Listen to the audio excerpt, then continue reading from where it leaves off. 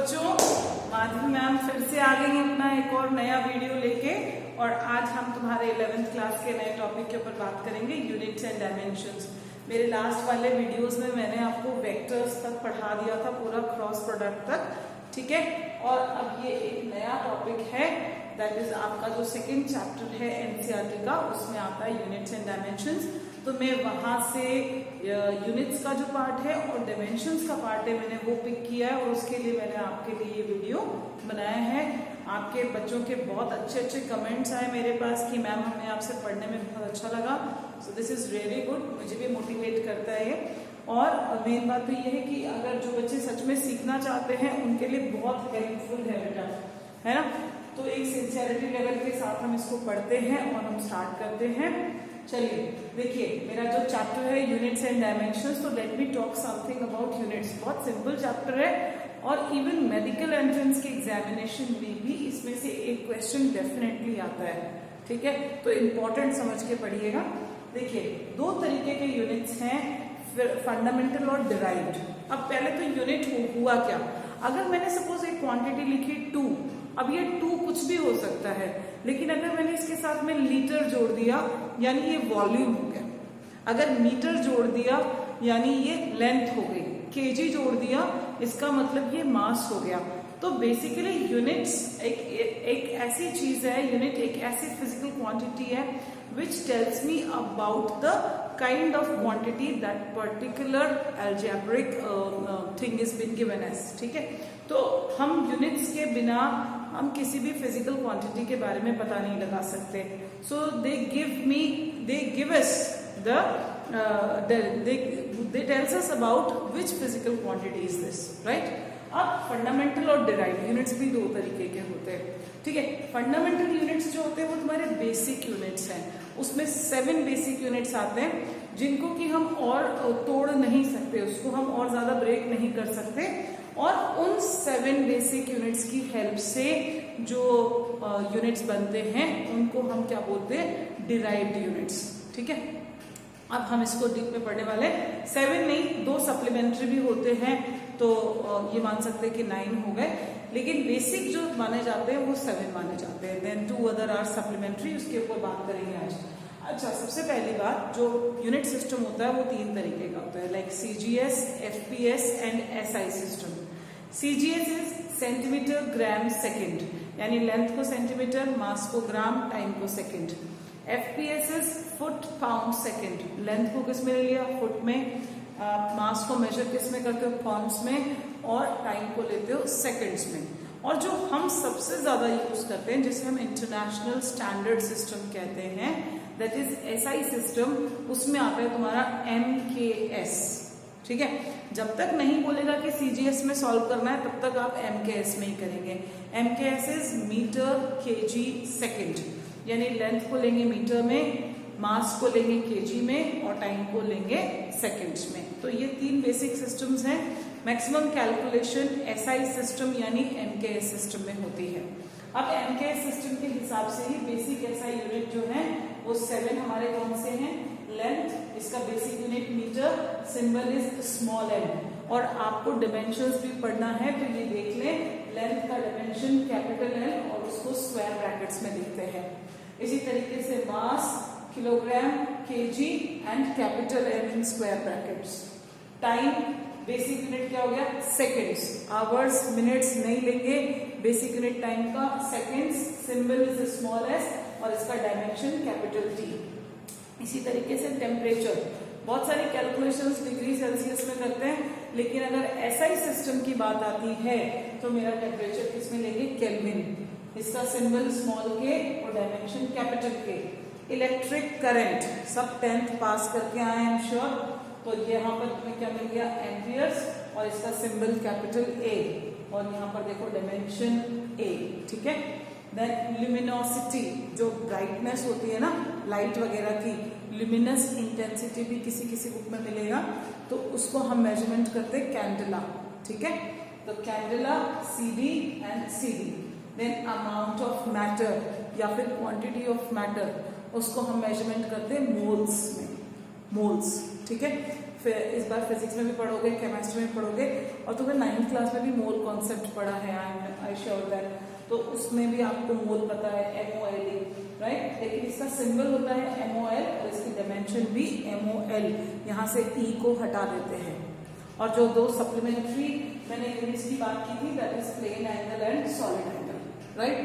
अब देखो सबसे इंपॉर्टेंट बात ये है कि यूनिट्स एंड डायमेंशंस कोई एक दिन में खत्म होने वाला चैप्टर नहीं होता है। यूनिट्स एंड डायमेंशंस पूरे साल चलता है, क्योंकि जैसे जैसे आप फॉर्मूलेज आते जाते हैं आप आराम से उसके यूनिट्स बना सकते हैं और उसके डायमेंशंस बना सकते हैं। लेकिन क्योंकि स्टार्टिंग में दिया हुआ है तो उसको हम स्टार्टिंग में पढ़ा देते हैं बच्चों को, तो आप उसको देखिए कैसे। जैसे बड़ा सिंपल सा है, मान लो आपके पास है वेलोसिटी, तो वेलोसिटी को आप क्या लिखते हो, what do you write velocity as, distance upon time. अगर तुम्हें फॉर्मूलेज याद हैं तो तुम यूनिट्स आराम से बना लोगे, राइट। और तुमने अगर फॉर्मूले याद है, यूनिट बना लिया, तो तुम डायमेंशन आराम से बना लोगे। तो डायमेंशन बेसिकली क्या होता है कि हम यूनिट्स को MLT के फॉर्म में शो करते हैं। तो अब जो फंडामेंटल यूनिट होगी वो तो ये होगी, लेंथ, मास, टाइम, टेम्परेचर। अब जैसे मैंने बोला वेलोसिटी, तो वेलोसिटी किससे बना है, डिस्टेंस अपॉन टाइम, यानी डिस्टेंस किसमें मेजर करते हैं, लेंथ। तो वेलोसिटी क्या हो गया, लेंथ अपॉन टाइम। तो लेंथ का मतलब क्या हो गया, मीटर, यानी मीटर, और टाइम का क्या हो गया, सेकेंड्स। तो इसलिए वेलोसिटी की यूनिट क्या होगी, मीटर पर सेकेंड। समझ आया। इसी तरीके से एक्सेलरेशन। अब देखो वेलोसिटी क्या किया हमने, बेसिक यूनिट से डिराइव किया है, तो इसलिए कैसी यूनिट हो गई, मीटर पर सेकेंड इज डिराइव्ड यूनिट। क्या हो गई, डिराइव्ड, राइट। इसी तरीके से एक्सेलरेशन क्या हो गया, वेलोसिटी अपॉन टाइम। वेलोसिटी का क्या यूनिट बन गया, मीटर पर second, upon time is s, इसकी यूनिट क्या आ गई, मीटर्स पर सेकेंड स्क्वायर। आई बात समझ में। तो यानी इसको भी हमने डिराइव किया मीटर और सेकेंड से। देखो मीटर को हमने किसी से डिराइव नहीं किया, इसीलिए मीटर क्या है, फंडामेंटल, लेकिन metres per second derived, metres per second square derived. इसी तरीके से फोर्स। अब देखो फोर्स क्या होता है, मास इनटू एक्सेलरेशन।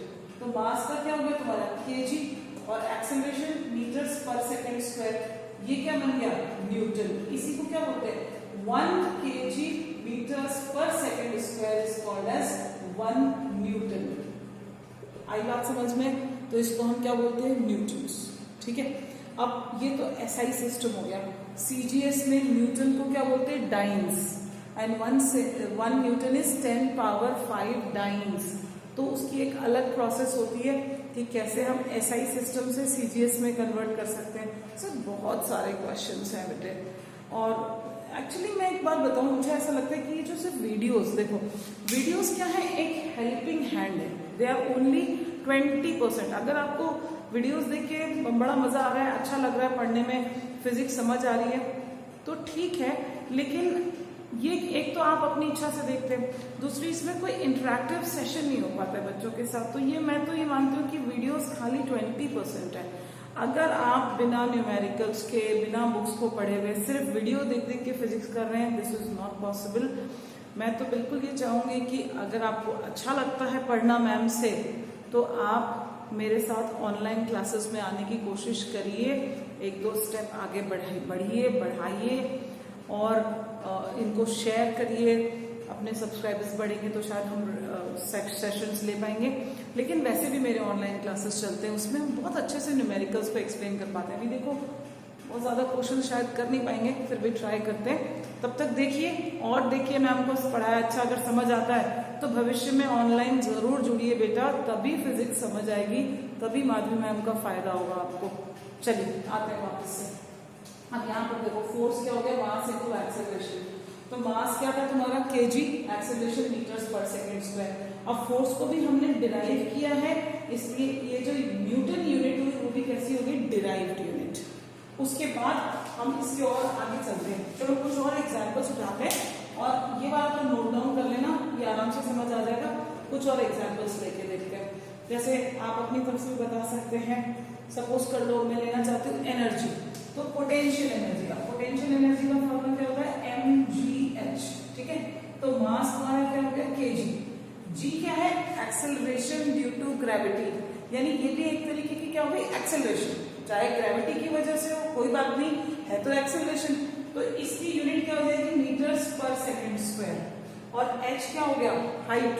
हाइट को किस में मेजर करते हैं, डिस्टेंस में, तो यानी ये क्या हो जाएगा, डिस्टेंस। तो डिस्टेंस के लिए क्या हो गया, l। तो मुझे क्या मिला, kg metre length upon second square, ठीक है। और इसी को नाम देते हैं जूल, JOULE। अब देखो जो वर्क डन होता है ना, वही एनर्जी का फॉर्मेट होता है। तो अभी हम वर्क डन, इसकी यूनिट मैंने लिखी है, मैं वर्क डन के निकालूंगी, देखना दोनों का यूनिट बिल्कुल सेम आएगा। वर्क डन का फॉर्मूला क्या होता है, फोर्स इनटू डिस्प्लेसमेंट। ये तुमने 9th क्लास में पढ़ा है। Work done is F.S, that is force into displacement. Force की यूनिट क्या निकाली थी अपन ने, kg मीटर्स पर सेकंड स्क्वायर। तो डिस्टेंस को क्या ले लिया, l। तो देखो इसकी यूनिट क्या बन गई, kg metre square upon second square. यहां पर भी पोटेंशियल एनर्जी में kg मीटर्स पर सेकंड स्क्वायर और l, और इस l की जगह क्या लिखोगे, m, क्योंकि वो भी मीटर होगी, ये लेंथ। तो kg metre square upon second square, दोनों का यूनिट सेम, वर्क का और पोटेंशियल एनर्जी का। ऐसे तुम अगर काइनेटिक एनर्जी का भी निकालोगे ना, तो वो भी सेम आएगा। तो कहने का ये मतलब हो गया, तुम्हारे पास एनसीईआरटी तुम्हारी जो बुक है उसमें बच्चों आप लोग को मिलेगा, उसमें पीछे दे रखे उन्होंने बहुत सारे यूनिट्स और उनके डायमेंशंस दे रखे हैं। आपको अगर सच में सीखना है, आप उनको सारों को करिए और तभी होगा। और इसके बाद में देखो तुमको डायमेंशंस भी सिखाते हैं कैसे। मैं इसको रब नहीं करना चाहती हूँ, मैं यहाँ से इसको हटाती हूँ, मुझे पूरे बोर्ड की जरूरत पड़ने वाली है। अब हम देखते हैं इसके डायमेंशंस कैसे बनेंगे, ठीक है। देखो यहाँ बनाएंगे, फिर इसको रब कर देंगे। जैसे वेलोसिटी है, तो अब वेलोसिटी क्या कह रहा है, मीटर्स पर सेकंड। तो मीटर्स का मतलब क्या हो गया, लेंथ यानी l, और ये क्या हो गया नीचे t। तो क्या इसमें मास है, इसमें मास नहीं है, तो ये क्या बन गया, m0 l1 और t -1, क्योंकि t ऊपर चला गया। तो मीटर्स के लिए l, सेकेंड्स के लिए टाइम, और क्योंकि मास नहीं है इसलिए m की पावर 0। तो वेलोसिटी क्या बन गया, m0 l1 t -1। आगे बात समझ में। इसी तरीके से एक्सेलरेशन को देखो, एक्सेलरेशन की क्या यूनिट है, मीटर्स पर सेकंड स्क्वायर। तो मीटर्स पर सेकंड स्क्वायर, मीटर्स की जगह क्या लिखोगे, l, और सेकंड स्क्वायर की जगह t स्क्वायर। मास है नहीं है, मास की डायमेंशन क्या होती है, m। तो ये क्या हो गया, m0 l t -2। It's very simple, बहुत इजी है, आप लोग कर पाएंगे, इसकी ऐसी कोई दिक्कत नहीं है। This is m0 l t -2। इसी तरीके से फोर्स को देखो, मास इनटू एक्सेलरेशन। मास क्या है तुम्हारा, kg है ना, kg मीटर्स पर सेकंड स्क्वायर। तो kg की जगह क्या यूज कर लूंगी बेटा, m, मीटर्स की जगह l, और टाइम की जगह t स्क्वायर। तो क्या बन गया ये, m1 l1 t -2, राइट। मैं इसको यहाँ से हटा देती हूँ ताकि कंफ्यूजन ना हो। यहाँ क्या होगा आपको, तो देखो फोर्स क्या है, kg मीटर्स पर second square, m1 l1 t -2। 1 लिखने की जरूरत नहीं है, m l t -2 ऐसा भी लिख सकते हैं। तो इस तरीके से क्या बन गया तुम्हारा फोर्स, राइट। अब देखो इसका देखते हैं पोटेंशियल एनर्जी का। यहाँ पर ये यूनिट सेम है इसे, तो मैं इसको यूज कर लूंगी, कोई दिक्कत नहीं है। मैं इस पोर्शन को रब करती हूँ, इसका डायमेंशन बनाते हैं। देखिए पोटेंशियल एनर्जी का भी यूनिट क्या था, kg metre square second square. kg की जगह क्या लिखूंगी, मास, मीटर स्क्वायर की जगह l स्क्वायर, और नीचे टाइम स्क्वायर है, तो मैं उसको डायरेक्ट लिख लेती हूँ t -2। 3-4 एग्जाम्पल से समझ आ गया होगा आपको। तो सेकंड स्क्वायर जब ऊपर जाएगा तो s -2, यानी क्या बन गया, t -2, यानी पोटेंशियल एनर्जी का क्या मिल गया, dimension ml2 t -2। Work done का भी क्या है, फोर्स इनटू डिस्प्लेसमेंट, यानी वर्क डन में क्या मिल जाएगा, ml2 t -2। देखिए दोनों का डायमेंशन सेम, राइट। इसी तरीके से काइनेटिक एनर्जी को और ट्राई कर लेते हैं, और उसके बाद फिर क्लोज करेंगे। फिर आपको बहुत सारे करने, that is why I want, जितना ज्यादा फिजिक्स को प्रैक्टिस करोगे। देखो वीडियो को देख के अगर आपको लगे फिजिक्स आ रही है, तो बेटा ये भ्रम है आपका। वीडियो सिर्फ और सिर्फ 20% है। यकीन मानिए आपको बिल्कुल इंट्रैक्शन क्लासेस या एक डेली क्लासेस डेफिनेटली फिजिक्स करनी पड़ेगी। हम तो सिर्फ एक हेल्प कर सकते हैं वीडियो के थ्रू, दैट्स इट, राइट। अब देखो काइनेटिक एनर्जी का क्या फॉर्मूला बनता है, हाफ mv²। अब यहाँ पर मास क्या है, अब इसको छोड़ देंगे, क्यों, क्योंकि we will leave this half, क्योंकि इस हाफ एक तरीके का कांस्टेंट है, इसका कोई यूनिट है नहीं, तो इसको हटाओ। मीटर की जगह क्या लिखोगे, केजी, और वेलोसिटी स्क्वायर की जगह मीटर्स पर सेकंड, मीटर नहीं सॉरी मास है ना, सॉरी तो ये हाफ mv स्क्वायर है, तो m इज मास की जगह क्या लिखोगे, केजी, और वेलोसिटी स्क्वायर की जगह m अपॉन s का होल स्क्वायर, मीटर्स पर सेकंड का होल स्क्वायर। क्या बन गया ये, अगेन वही केजी मीटर स्क्वायर पर सेकंड स्क्वायर, यानी mL2T-2। Very easy. आप देखो वर्क डन हो गया, चाहे पोटेंशियल एनर्जी हो गया, चाहे काइनेटिक एनर्जी हो गया, तीनों की यूनिट सेम क्या होती है, joules. That is why we say that work is a form of energy.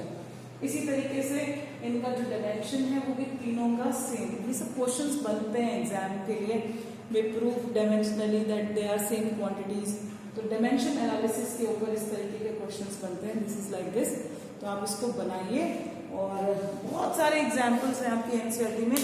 अगर आप खुद से डिसिप्लिन होकर कर सकते हैं तो उसको करिए, तभी आपके लिए ये यूजफुल होगा। ठीक है बेटा, चलिए ओके, थैंक यू। अब मेरे नेक्स्ट वीडियोस आएंगे, उसमें भी हम बात करेंगे, कुछ डायमेंशन पे बात करेंगे, या फिर कुछ नए टॉपिक्स मोशन में से उठाएंगे वीडियोस में, और बाकी तो फिर इट्स फाइन। आप बिल्कुल इसको देखिए, शेयर करिए, और प्लीज घर पे प्रैक्टिस करिए। डोंट लीव योर बुक्स, क्योंकि बुक्स सबसे इम्पोर्टेंट है। ठीक है, चलिए, थैंक यू।